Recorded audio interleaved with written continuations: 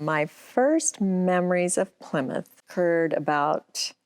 a little over 10 years ago, and I think I was struck by the sense of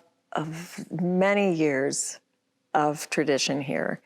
and yet there was a freedom to be wherever you are on your spiritual path. I wasn't really familiar with the term progressive Christianity at that time, but I thought, well, this is an inclusive church and at least keeping up with the times, if not ahead of the time in greater Christendom as I was familiar with it.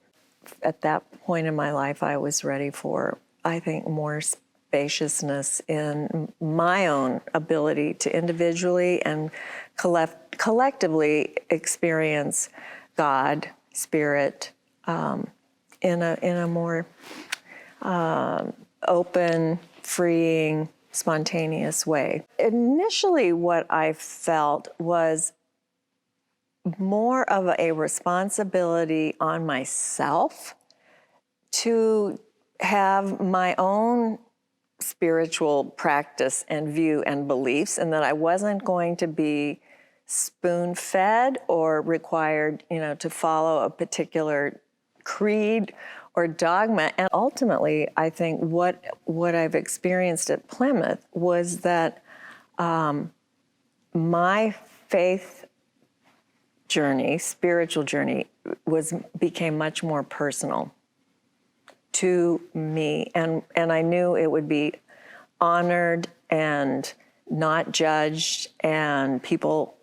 might even be curious about it. I always felt one of the things about Plymouth that I love, of the many things that I love, is the intentionality, I believe, of not only the ministers but the congregation to have spiritual life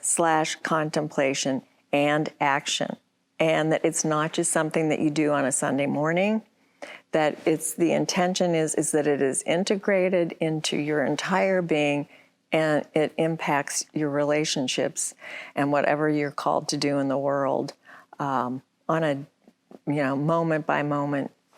basis. And that has been very inspiring to me. We're called to think, well, with the gifts that we're given, and there are many people in this congregation who are gifted in so many ways, but intellectually, I think there's a lot of brain power in this church, and a thirst for knowledge and deep understanding. And therefore, there is, I think,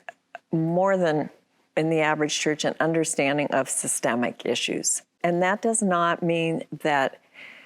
the intervention is not serving a meal or doing something every Wednesday night to feed the poor, because if we are following the life and teachings of Jesus, we understand that it is meeting the needs of where people are. Because of our privilege and because of the gifts that we have, that we also need to be wise and use our influence to make, to do the most good that we can with the really limited time that we have on earth.